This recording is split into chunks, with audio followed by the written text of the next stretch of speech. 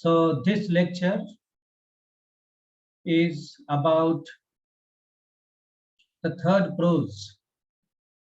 First two were the stories. The third prose, it is an account of the writer and his experience in the bank. The title of the prose is My Financial Career. The name of the writer is Stephen Leacock. My Financial Career by Stephen Leacock. Financial means related to finance, economy, artha vyavhar, financial career.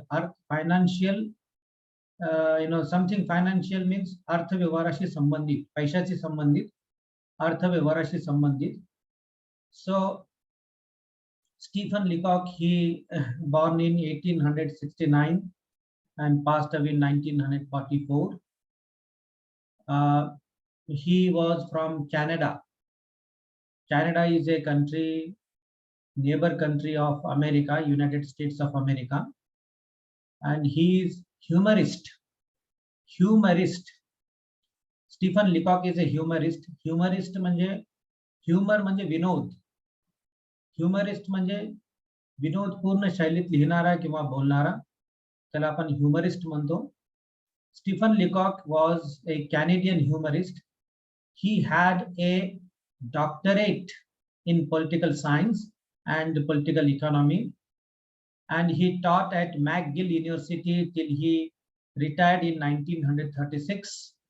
He wrote many articles and books on his field of studies and was awarded the Lone Pierce Medal in 1937.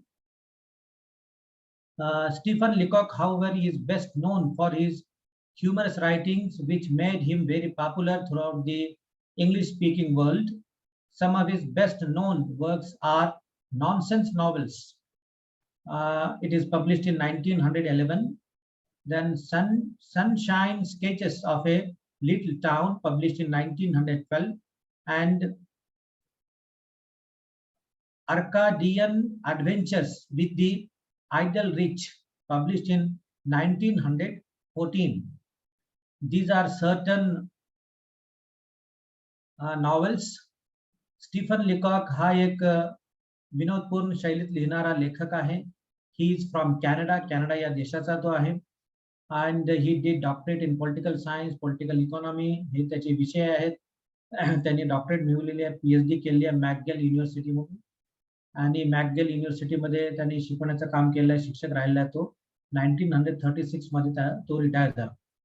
त्याचे काही writings खूप famous आहेत, काही novels आहेत. Nonsense novels published in 1911, Sunshine Sketches of a Little Town, published in 1912, Arcadian Adventures with the Idle Rich, published in 1914. These are certain his novels. So My Financial Career is one of the Leacock's earliest pieces and first appeared in Literary Lapses in 1910. It shows an ordinary man's fear and mistrust of banks. This extremely humorous story was made into an award-winning animated short film by the National Film Board of Canada. तर ही एक छोटासा account आहे, एक छोटासा अनुभव आहे लेखकाचा. तो अनुभव या प्रोज मध्ये वर्णन केलेला आहे. एक सर्वसाधारण व्यक्ती, सर्वसाधारण माणूस जेव्हा बँकेत जातो तर तो कशा पद्धतीने रिॲक्ट करतो, काय त्याचे अनुभव असतात, ते इथं वर्णन केलेलं आहे. फायनान्शियल करिअर म्हणतो ना, तुझं करिअर काय आहे, काय करतोस तू, what is your career, you should become successful in your career. Career हा शब्द कळतो ना तुम्हाला. तुमचं जे काही शैक्षणिक कालखंड आहे, कालावधी आहे, त्याला एज्युकेशनल करिअर असं सुद्धा म्हटलं जातं. युअर करिअर मीन्स भविष्यात तुम्हाला जे काही व्हायचं आहे, दॅट इज युअर करिअर. तिथं फायनान्शियल करिअर म्हणजे अर्थव्यवहारासंबंधीचे या लेखकाचे जे अनुभव आहेत, ते अनुभव त्या संबंधी असं याचा अर्थ आपण घेऊ शकतो. So this is very humorous writing. humorous. Humor is related to certain things, some things which are such things which make us laugh. मनोरंजन करण्यासाठी जे काही विनोद केला जातो त्याला ह्युमरस म्हणतात, ह्युमर म्हणतात. विनोदपूर्ण शैली, ह्युमरस स्टाईल ऑफ रायटिंग. हा एसे फार ह्युमरस आहे. हे जे काही अकाउंट आहे ते दॅट इज व्हेरी ह्युमरस, म्हणजे खूप विनोदपूर्ण आहे. आपण खूप हसायला लागतो. That is humour. Hope that the word is clear for you. So the writer says, when I go into a bank, I get rattled. The first sentence, when I go into a bank, I get rattled. तो म्हणतो की जेव्हा जेव्हा हा लेखक बँकेत जातो, he gets rattled, totally confuse होऊन जातो.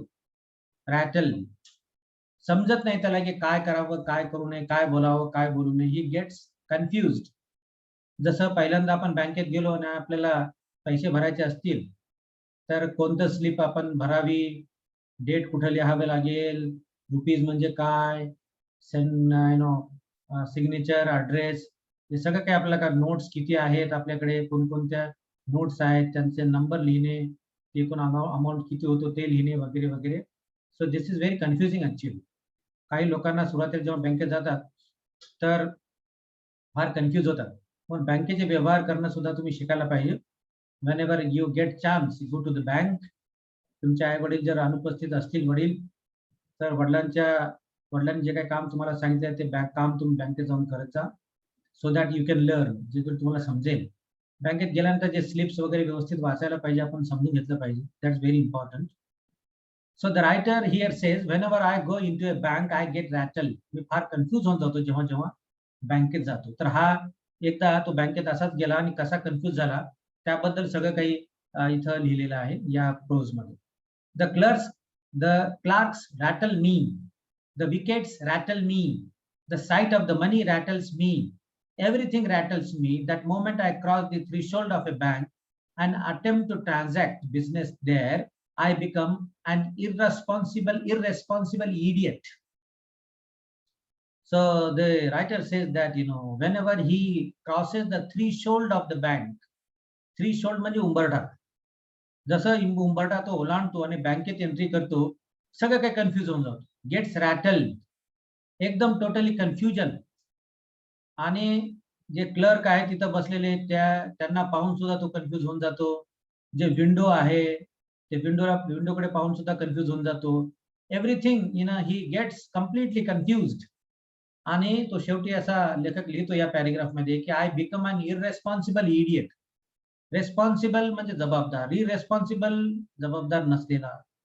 सो इररेस्पॉन्सिबल इडियट, सगळं मूर्खासारखं तो वागायला लागतो जेव्हा बँकेत जातो. So I knew this beforehand, but my salary had been raised to $50 a month, and I felt that the bank was the only place for it. So I shambled in and looked timidly round at the clerks. I had an idea that a person about to open an account must need consult the manager. तर मग त्याची salary वाढलेली असते. $50, $50 salary वाढते. Salary म्हणजे पगार वाढतो. So this very common person, the writer is very common person. सर्वसामान्य माणूस आहे बिचारा हा. मग तो विचार करतो की हा $50 जे वाढलेला पगार आहे तो कुठे ठेवायचा बाबा. $50 काही जास्त किंमत नसते. $50 आपण घरातही ठेवू शकतो.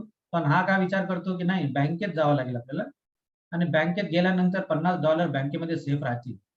So in the bank, the $50 amount will be very safe. Therefore, he wants to deposit that amount in the bank. मग त्या बँकेमध्ये त्याला $50 डेपॉझिट करायचे असतात, म्हणून तो बँकेत जातो. आणि या लेखकाला एवढं माहित असतं की before opening an account, the new person who is going to open the account has to consult the manager. जो नवीन व्यक्ती असतो ज्याला अकाउंट ओपन करायचं असतं त्याला मॅनेजरला भेटावं लागतं, एवढं याला माहित असतं. मग तो काय करतो की त्याला असं वाटतं की आपल्याला $50 डेपॉझिट करण्याच्या आधी मॅनेजरला भेटायला पाहिजे वगैरे वगैरे. हे सगळं काही त्याच्या डोक्यात असतं. So he went up to a wicket, marked accountant. The accountant was a tall, cool devil. The very sight of him rattled me. My voice was speculator, specular. So मग बँकेमध्ये एंट्री केल्याबरोबर तो एका विंडोकडे जातो. Wicket means here window. Wicket wicket means window. त्या विंडोवर लिहिलं असतं accountant. This is the window of and accountant असं लिहिलं असतं. So he goes to that window and the accountant was a very tall person. अगदी उंच असा व्यक्ती बसला असतो त्या विंडोमध्ये. तो अकाउंटंट असतो त्या बँकेचा. So the writer describes him as a cool devil. He is very cool devil. So cool devil अगदी असा वाटतो की थंडगार भूतच बसला काय जणू काही असा उंच धिप्पाड माणूस तिथं बसला असतो. आधीच हा कन्फ्यूज झालेला आहे. He got rattled and in addition to that whatever he finds he looks around, that rattles him more. The very sight of him rattled me. My voice was specular. Can I see the manager? I said and added solemnly, alone. I don't know why I said alone. मग तो त्या अकाउंटंटला म्हणतो, विचारतो की can I see the manager? मी मॅनेजरला भेटू शकतो का? Can I see the manager? आणि मग शेवटी त्या वाक्याच्या शेवटी तो ऍड करतो alone. Can I see the manager alone? मी मॅनेजरला भेटू शकतो का? मग थोड्या नंतर एकटा, म्हणजे एकट्यात मी मॅनेजरला भेटू शकतो का असं तो अकाउंटंटला विचार. आता कोणी जर एकट्यात भेटू शकतो का असं जर विचारलं तर याचा अर्थ काय होतो की काहीतरी गुपित आहे ते सांगायचं आहे किंवा चर्चा करायची आहे, काहीतरी गुप्त आहे, सर्व लोकांसमोर आपण सांगू शकत नाही, चर्चा करू शकत नाही, असं काहीतरी सिक्रेट आहे. There is some secret. Certainly, said the accountant and faced him. The accountant said, certainly. Okay, बिलकुल भेटू शकता तुम्ही. The manager was a grave, calm man. I held my $56 clutched in a crumbled ball in my pocket. त्याच्या खिशामध्ये मॅनेजरच्या जे काही $56 होते ते $56 तो हाताने पकडून ठेवतो सेफ, जेणेकरून कुठं $56 पडू नये बाबा. आपण पाहतो ना आपल्या खिशामध्ये जर जास्तीचे पैसे असतील तर आपण पुन्हा पुन्हा हात खिशाला लावतो आणि ते आहेत का नाही पैसे असं थोडंसं आपण आपल्याला हात लावल्यानंतर आपल्याला कळतं की द मनी इज सेफ. तशा पद्धतीने तो खिशातले जे काही $56 आहेत ते डॉलर्स अगदी गट पकडून ठेवलेला असतो हातात. Are you the manager? I said, God knows I didn't doubt it. Yes, he said. Are you the manager? मग समोर जातो, दुसऱ्या माणसाकडे भेटतो, म्हणतो आर यू द मॅनेजर? तुम्ही मॅनेजर आहात का? तुम्ही मॅनेजर आहात का असं विचारल्यानंतर काय वाटेल? काहीतरी सांगायचं, काहीतरी बोलायचं आहे. Something secret should be there. Can I see you? I asked alone. I didn't want to say alone again, but without it, the thing seemed self-evident. आणि ज्या पद्धतीने तो विचारतो की can I see the manager, can I see him here, can I meet him alone, असे वाक्य उच्चारल्यानंतर साहजिकच सगळ्यांना शंका येईल. तर तो मॅनेजर तिथून उठतो आणि तो म्हणतो कम इन हिअर. इकडे या, इकडे या, इकडे या, आपण बोलूया. He said and led the way to a private room. He turn the key in the lock. आणि मग एका प्रायव्हेट रूम मध्ये तो मॅनेजर घेऊन जातो त्याला. त्या मॅनेजरला असं वाटतं की कदाचित खूप मोठा श्रीमंत, गर्भश्रीमंत व्यक्ती आलेला आहे. एखादा कोटी, 2 कोटी डॉलर्स आणले असतील तर, आणि त्याला डिपॉझिट करायचे आहेत आणि he wants to meet me alone. काय डिस्कस करायचं असेल म्हणून तो एकांतात मला भेटायची इच्छा आहे म्हणून तो एक प्रायव्हेट रूमला त्याला घेऊन जातो आणि डोर बंद करतो आणि डोरला जे की लावली असते, चावी असते, ती चावी सुद्धा बंद करून टाकतो, म्हणजे डोर लॉक करून टाकतो जेणेकरून कोणी डिस्टर्ब करू नये त्यांना. We are safe from interruption here. इथं कोणतं इंटरप्शन नाही. We are very safe. आपण इथं फार सेफ आहोत. We both sat down and looked at each other. I found no voice to speak. You are one of Pinkerton's men, I presume, he said. मग मॅनेजरने काय म्हटलं की हात आता बोलत नाही, गळात बसला याचा. काय बोलावं? तर तो मॅनेजर त्याला विचारतो की you are one of Pinkerton's man. I presume म्हणजे मला असं वाटतं की तुम्ही पिंकरटन्स पैकी एक आहात. पिंकरटन्स इज ए सरनेम. तर हे पिंकरटन मीन्स प्रायव्हेट डिटेक्टिव्ह. पिंकरटन नावाची एक एजन्सी, डिटेक्टिव्ह एजन्सी आहे, प्रायव्हेट डिटेक्टिव्ह एजन्सी. तर त्या डिटेक्टिव्ह एजन्सीचा तुम्ही आहात का? त्या डिटेक्टिव्ह एजन्सीहून आलात का तुम्ही? असं तो मॅनेजर त्या रायटरला विचारतो, लेखकाला विचारतो. I had gathered from my mysterious manner that I was a detective. I knew what he was thinking and it made me worse. मग त्या लेखकाला कळतं लेखकाला की अरे हा तर मला एक गुप्तहेर समजतोय. आणि पिंकरटन्स पैकी तुम्ही आहात का, किंवा पिंकरटन्स या डिटेक्टिव्ह एजन्सीचे तुम्ही व्यक्ती आहात का, असं म्हणतो की समथिंग ही मिसअंडरस्टूड. काहीतरी गैरसमज यांचा झालेला आहे असं लेखकाला कळतं. No, not from Pinkerton, I said, seemingly to imply that I came from a rival agency. No, I'm not from Pinkerton, असा लेखक म्हणतो. त्याला अशा पद्धतीने म्हणतो की जणू काय त्याला म्हणायचं आहे की पिंकरस्टन या एजन्सीपासून, या एजन्सीकडचा नाही किंवा या एजन्सीचा मी नाही, मी दुसऱ्या एजन्सीचा आहे. अशा पद्धतीने, अशा टोन मध्ये तो रायटर पुन्हा उत्तर देतो. Tell me the truth, I went on, as if I had been prompted to lie about it. I am not a detective at all. I have come to open an account. I intend to keep my money in this bank. मग next moment ला पुन्हा clarification देतो writer, and he tells that I want to deposit some money in the account, in the bank account. Bank account मध्ये काही पैसे deposit करायचे, त्याच्यासाठी तो तिथं आलेला आहे. असं क्लॅरिफिकेशन लेखक त्याला बँक मॅनेजरला देतो. The manager looked relieved but still serious. He concluded now that I was a son of Baron Rothschild or a young Gould. आता बारन रॉथशिल्ड and young Gould जे आहेत ना, हे दोघंही गर्भ श्रीमंत लोक आहेत. They are very rich people. तर मग मॅनेजरला असं वाटतं की कदाचित हा एकतर बॅरन रोथशिल्ड असला पाहिजे किंवा यंग गाउल्ड पैकी एक फॅमिलीचा कोणतरी असला पाहिजे, जेणेकरून याला खूप मोठी अशी रक्कम बँकेत ठेवायची असेल.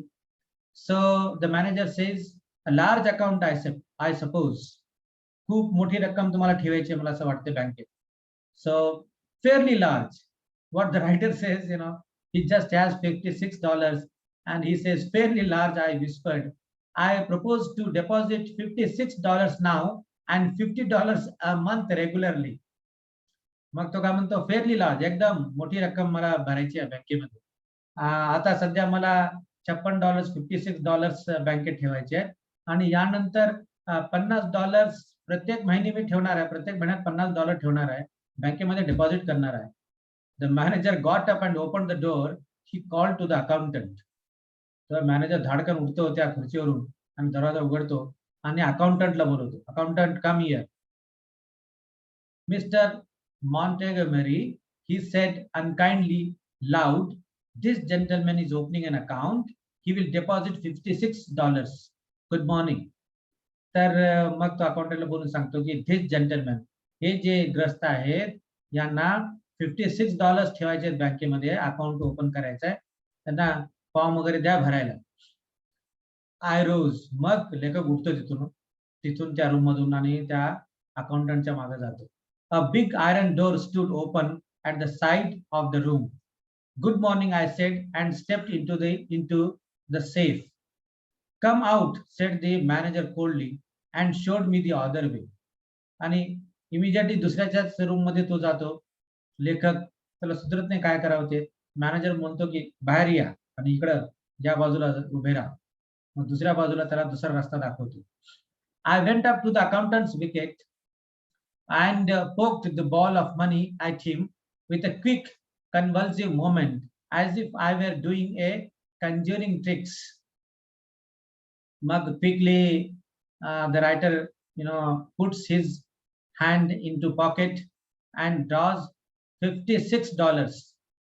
खिशातून $56 रायटर काढतो आणि अकाउंटंटचे जे काही छोटी विंडो असते त्यातून ते $56 त्या अकाउंटंटकडे देतो. माय फेस वॉज घास्टली पेल. हे सगळं करत असताना लेखकाचा जो चेहरा आहे तो पांढरा फकट पडतो, कारण भीती वाटते त्याला. आता आधीच त्याची इन्सल्ट झालेली आहे, त्या मॅनेजरला गैरसमज झालेला आहे. आता $56 तो भरत आहे. Here I said deposit it. The tone of the words seemed to mean, let us do this painful thing while the fit is on us. He took the money and gave it to another clerk. He made me write the sum on a slip of paper and sign my name in a book. I no longer knew what I was doing. The bank swam before my eyes. मग हे सगळं काम सुरू असतं. तो manager, तो accountant पैसे घेतो, मग दुसऱ्या क्लर्कला देतो, दुसरा क्लर्क याला बोलवतो लेखकाला, and then he gives a slip. एक स्लिप तो देतो लेखकाला. लेखक नाव वगैरे लिहित असतो आणि सही वगैरे करत असतो. त्यावेळेस तो इतका कन्फ्यूज होतो, the writer get so confuse, की सगळी बँक फिरत आहे त्याच्या आजूबाजूला असं दिसायला लागतं.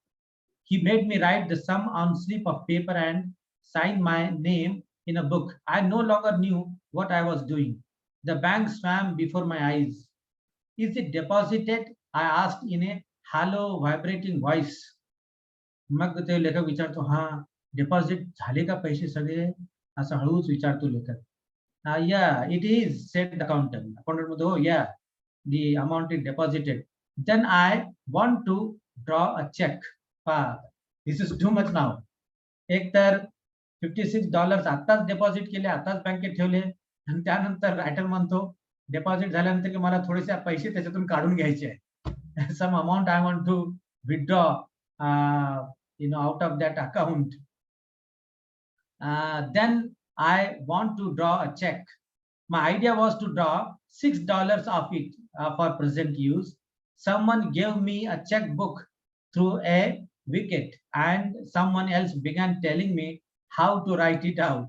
The people in the bank had the impression that I was an invalid millionaire. I wrote something on the check and thrust it at the clerk. He looked at it. मग दुसरा पैसे काढायचे असतील तर मग चेकबुक घ्यावं लागेल. मग दुसरा क्लर्क त्याला चेकबुक देतो रायटरला, आणि रायटरचा काय विचार असतो की $56 त्यांनी बँकेत ठेवले, तर $6 आपण काढून घ्यावेत, म्हणजे जेणे काही आपल्याला थोडस खर्च करता येईल, आणि $50 बँकेत राहतील. So that collectively becomes $56. ते कलेक्टिव्हली होतात $56. मग जर $56 मध्ये जर $6 ठेवायचे असले खर्चाला, तर $50 डिपॉझिट करायला पाहिजे होतं ना, बरोबर आहे. मग $56 डिपॉझिट करण्याची गरजच नव्हती. So this is very great humorous, आणि याच्यामुळे आपल्याला खूप हसू येतं स्टीफन लिकॉकच्या लिखाणावर, की there is very interesting things. What, are you drawing it all out again? He asked in surprise. Then I realized I had written 56 instead of 6. I was too far gone to reason now. I had a feeling it was impossible to explain the thing. All the clerk had stopped writing to look at me. मग नेमकं काय झालं की गडबडीमध्ये फक्त $6 त्या चेकवर लिहिण्याच्या ऐवजी लेखक काय करतो, $56 लिहून टाकतो, आणि बाकीचे सगळे, मग तो क्लर्क म्हणतो त्याला की आता तर डिपॉझिट केले तुम्ही $56 एका मिनिटापूर्वी, आणि आता तुम्हाला $56 विथड्रॉ करायचे, हाऊ इज इट पॉसिबल. तर बाकीचे सगळे जे काही तिथे कर्मचारी बसले ते सगळे लोक याच्याकडे पाहतात, अरे काय सुरू आहे, व्हॉट इज गोइंग ऑन, आता तर डिपॉझिट केले होते $56 आणि पुन्हा एकदा काढायचे यांना. So very humorous thing it is. फारच ह्युमरस थिंग आहे. असं कसं झालंय, आज इतका कन्फ्युज कसा आहे हा माणूस. So all that goes on. Reckless with मेजरी I made a plunge. आणि त्यात पुन्हा एकदा चूक करतो लेखक, कारण गडबडीत आहे, परेशान झालेला आहे. Yes, the whole amount. हो, मला पूर्ण अमाऊंट पाहिजे, असं म्हणत नाही की ते चुकून लिहिलं आहे, मला फक्त $6 पाहिजे, $50 मला ठेवायचे, तर ते चेक कदाचित कॅन्सल करता आलं असतं, पण तो नव्हतं. Yes, I want to draw the whole amount, every cent of it. प्रत्येक पैसा काढायचा का तुम्हाला? Every cent of it. Are you not going to deposit any more, said the clerk astonished. Never, बिलकुल नाही, अजिबात मला काही ठेवायचं नाही, सगळं बाहेर काढायचं असं लेखक म्हणतो, सगळेच पैसे काढून घ्यायचे. An idiot hope struck me that they might think something had insulted me while I was writing the check, and that I had changed my mind. I made a wretched attempt to look like a man with a fearful, quick temper. The clerk prepared to pay the money. How will you have it? He said. Oh, I caught his meaning and answered without even trying to think in 50s. आणि सगळे पैसे काढून घ्यायचा विचार करतो तो, सगळे पैसे त्याला परत मिळतात, परत घेऊन टाकतो. And 6 he said dryly. पहिले $50 त्याला देतो तो अकाउंटंट, त्याच्यानंतर हा हे पहा तुमचे $50 आधी घ्या, हे $6 घेऊन टाका, $56 हे तुमचे परत. He gave it to me and I rushed out. हे सगळे पैसे घेतल्यानंतर इतक्या जोरात स्पीडने तो बाहेर पडतो त्या बँकेच्या. As the big door swung behind me, I caught the echo of a roar of laughter that went up to the ceiling of the bank. Since then, I bank no more. I keep my money in cash in my pocket and my savings in silver dollar in a sock. तर मग जसा लेखक हा बाहेर पडतो, तर हिंजेसचे असे spring लावलेले डोर्स असतात. तो डोर मागे जसा बंद होतो, की जोरात हसण्याचा आवाज त्या बँकेतला येतो. खूप जोरात हसायला लागतात लोक, आणि लेखकाला ते जे काही आवाज आहे त्यांचा, तो हसण्याचा तो आवाज ऐकू येतो. आणि त्यानंतर लेखक ठरवतो की याच्यानंतर मात्र आपल्याला कधीच बँकेत जायचं नाही, बँकिंग करायची नाही, आणि आता जे काही पैसे असतात तो घरीच ठेवतो, कॉइन्स, अमाउंट, नोट्स वगैरे सगळे. तर अशा पद्धतीचा हा एस्से आहे. It is quite interesting. तुम्ही यू रीड ॲट होम, हे पुस्तकातून वाचा, you will enjoy it. Language सुद्धा फार इंटरेस्टिंग आहे. Okay, I stop here.